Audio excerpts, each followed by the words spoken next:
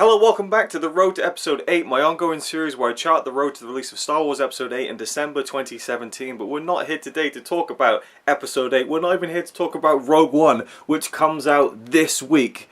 We're here to talk about The Force Awakens, Star Wars Episode 7, and finally, my Blu-ray review of Episode 7. Now, here is the Collector's Edition.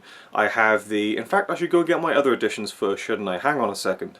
So we have the first edition that I picked up when the film came out on Blu-ray in April of this year from Target in America. Gorgeous release. I love the artwork on this, and it's a nice kind of fold-out cardboard style packaging, though it is so flimsy it's already starting to fall apart even in its protective wrapping. So this thing is probably going to fall apart if I even open it again, but it's a really nice edition, and it included a digital code with some special features that weren't on the standard edition of the film, which I never ended up redeeming because I couldn't figure out and couldn't be bothered to kind of set up my laptop so it would appear that it was from America to download these extra special features, so I just didn't bother with it. So there you go, there's that, the Target edition.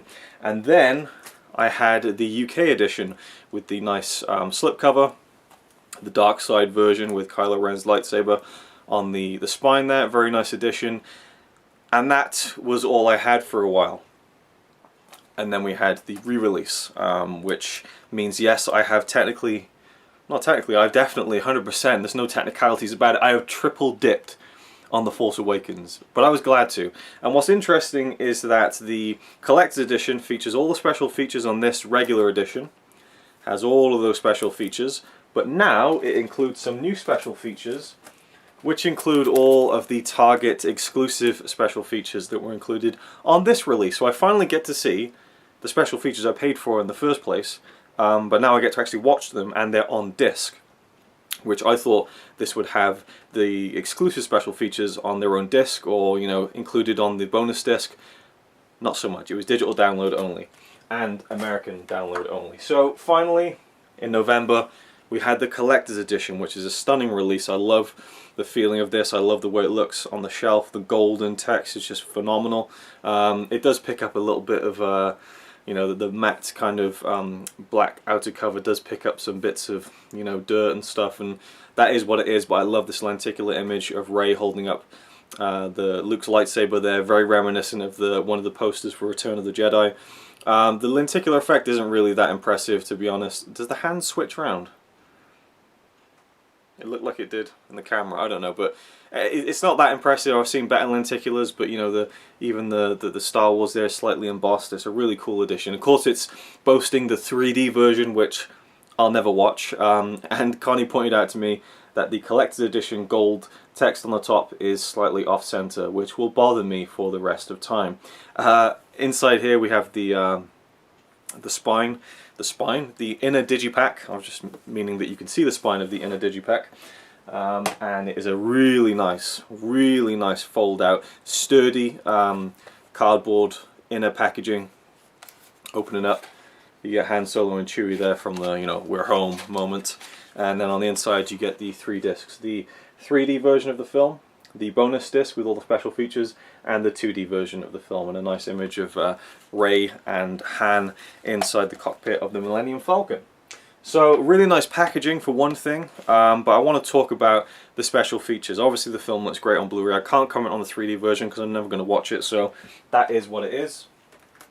And I have the backing card here to kind of go through all the special features and talk to you about them and my thoughts on them. Now, I watched all the original special features when the Blu-ray came out in April, and this features basically, it collects everything that wasn't on the standard release. So when The Force Awakens originally came out in April of 2016, it had the standard release with the feature-length documentary, some deleted scenes, things like that. And then you had the Target edition, which had additional special features. Then you had the iTunes exclusive download featurette. Then you had the exclusive iTunes downloadable deleted scene that wasn't on the main disc. All that stuff has been collected into this complete package. So I'm just going to run through everything. And obviously the main deal here for the collector's edition for me was that it has the audio commentary with J.J. Abrams, which wasn't included in any of the original releases. Okay, with that aside, let's talk about the original special features. I did do a video kind of talking about it as I watched them, but for the sake of this review, I'm going to go all in on it. The Story Awakens, the table read. Now, I was really excited when this first got announced. I thought they were going to include the entire table read, which they didn't. It's a 5-minute kind of compilation, but it's a very nice feature. You get to see the cast sitting down and reading some stuff from the script. Mark Hamill did the narration for all the kind of descriptive parts of the script, because obviously he has no lines. And funnily enough, he was calling Kylo Ren Kylo Ren. And no one bothered to kind of step in and say, Mark, it's Kylo. I guess they just let him say it, and that is what it is. Building BB-8, a featurette about the construction of BB-8 and the way they pulled him off with digital effects and a lot of practical effects. Really cool look into the character. Crafting creatures, you get to see stuff about the practical creatures that were made for, you know, the location in Abu Dhabi for Jakku, and also the Maz Kanata's castle cantina style sequence. Blueprint of a battle, the snow fights. This talks about the. In fact, I can't even remember. I think is that a special feature that focuses on the duel between Rey and Kylo Ren, or is it the snow fighters in the big fight over the Starkiller base? I think it's that, to be honest. Been a while since I've seen that one, but either way, you know, it is what it is. John Williams, The Seventh Symphony. This is one of my favourites. John Williams talks about scoring the film and how much fun it was to come back, and how he feels a kind of ownership over these Star Wars films, and it means a lot to him to come back and do this new trilogy, or at least to start it off at least. And we now know that he is currently recording the score for Episode 8. ILM, the visual magic of the Force, a look at the digital effects of the film. And I really wish they'd included something that they was posted online briefly, then it got taken down. Around the time that this film was getting pushed for some Oscars around the awards season, there was this 10-minute visual effects reel that showed you a lot of the kind of ingenious things they did with The Force Awakens that were digital that you might not have even known about or noticed. And it was a really cool kind of before and after kind of comparison thing, and it was incredible. I wish they'd included it on the Blu-ray, but it was just there for the Oscar contention to kind of showcase what they did with the visual effects to get the nomination for Best Visual Effects, which they didn't win. Unfortunately, that went to Ex Machina, I believe. I wish they'd included it on the Blu-ray, but it is what it is. Force for Change. That's just the kind of the charity thing that they did and was posted online. And then we had, let me check, we had some deleted scenes. I should have noted them down. There's some cool deleted scenes. There's one where Kylo Ren walks into the Millennium Falcon once it's kind of crashed down on the Starkiller base, and he kind of, I guess, has memories of his father and stuff growing up, and that's when he realizes that Han is kind of on the planet. There's a scene with Leia, which was, I believe, her original introduction to the film, which they then cut, and I'm kind of glad they did. I prefer her reveal in the film as it is now. What the deleted scenes are, they're just little beats here and there, nothing too substantial. There was a speeder chase in the snow with Rey and Finn. It was an incompleted visual effects sequence. And on this new release, they featured a couple of deleted scenes that weren't on the original Blu-ray release. And the best one is probably inside the basement of Maz Kanata's castle, with the stormtroopers coming down and cornering Han and Finn and Chewbacca, and talking about Supreme Leader Snoke, and Han's like, who? You know, like, and there's a funny little kind of Han moment. Which, you know, would have been fine in the film, but I can see why they cut it at the same time. Probably the biggest deleted scene on this new Blu-ray is the scene where Rey is at Maz Kanata's castle, and Unkar Plutt, the junk dealer, played by Simon Pegg, turns up to kind of to get her, because obviously he was annoyed that she kind of stole the Millennium Falcon. He thought it was his, and he turns up at Maz Kanata's castle to hassle her, and Chewbacca rips his arm off. It's an awesome scene. I really wish they kept it in the film. I think it was great to finally see Chewbacca, after almost 40 years, finally see him rip someone's arm out of their sockets. And a lot of people were talking about this scene when the Blu-ray was coming out, like, oh, they're going to include that deleted scene we heard about where Unkar Plutt goes to Takodana and gets his arm ripped off by Chewbacca. And I wasn't sure if it was just a rumor, if that scene even existed, but it did. They put on the Blu-ray. The CGI on Unkar Plutt isn't fully done, neither is the arm rip, but at least it's there. But it would have been nice if they kind of gone back and remastered it and made it nice and shiny. But with all the deleted scenes, they also put a time code on it, so no one can actually make their own kind of extended cut, which is kind of annoying because it's always fun when people do that. But that was probably the highlight of the new deleted scenes on the Blu-ray. And apparently there's more deleted scenes that they didn't include that were apparently going to be used, but then they weren't. I don't know. But we get a few more deleted scenes at least with this new collector's edition. The Secrets of the Force Awakens, A Cinematic Journey. This was the feature-length documentary. I think it's like an hour long. Fantastic piece. I could have had another 2 hours of it, to be honest. It really in depth, lots of interesting information, all the key players interviewed. Fantastic documentary. I just only wish that it was longer and even more substantial. I mean, we really get spoiled by the Peter Jacksons of this world, who give us like 13, 14 hours on every single, you know, Middle-earth film that he made, and all these commentaries and stuff. But it was a fantastic documentary about the making of The Force Awakens. But as a huge fan of this film, I just wanted more. And now we move into the new special features, the new featurettes that were brought over to this collector's edition. The Scavenger and the Stormtrooper, a conversation with Daisy Ridley and John Boyega. The two sit down, talk about making the film. This was a really enjoyable, I think, 15-minute piece, where you really see how friendly they are with each other, how much they like each other, and you get to hear some cool kind of moments about them filming The Force Awakens, some cool behind-the-scenes footage. It was a really, really entertaining one, and at the end they do a little rap, and it's a bit cringeworthy.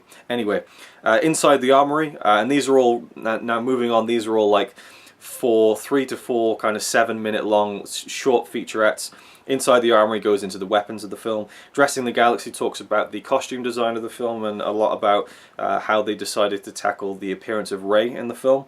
Sounds of the Resistance, we get to hear about some of the sound effects that were created for the film, like you know, lightsabers, blaster sounds, things like that. Foley, A Sonic Tale, which focuses on the Foley artists in the film. Foley, if you don't know, is when someone kind of, you know, makes a noise like this to kind of coincide with what's going on screen. So it's creating these new sounds by taking objects and like rubbing them together, smashing them together to create these unique sounds that they can use in the film. And I'm fascinated by Foley generally, and it's a nice short piece, which is very interesting. And then finally the audio commentary with J.J. Abrams, which I wanted from day one. I was gutted that there wasn't an audio commentary on the original release, but we finally got it. And one thing I want to say is that I do think they probably created everything that you see on this collector's edition from day one, because the bonus disc in this is the same as the bonus disc on the original release, but with the new features added. The main film disc is the same as the main film disc, same menu, same opening things, everything, but with the audio commentary. So I believe that they probably authored 2 versions of this disc back in April or March, whenever it was, when they were getting this thing ready, and decided they were going to hold it off until later on in the year for Christmas season to double dip all the fans on this. And it is what it is. It's show business, right? And us, you know, greedy Star Wars fans will pay up and pony up every single time. It's the cold hard truth. As much as I hate it, I know I'm going to be there putting down my money if they're giving us more stuff, and it is what it is, right? But either way, the audio commentary, we finally have it. Was it worth the wait? Was it worth picking this up for? For me, yes it was. It was a very good audio commentary track. I really enjoyed it. In fact, I'm in the process of listening to it again with my fiancée Connie, and she's enjoying it as well.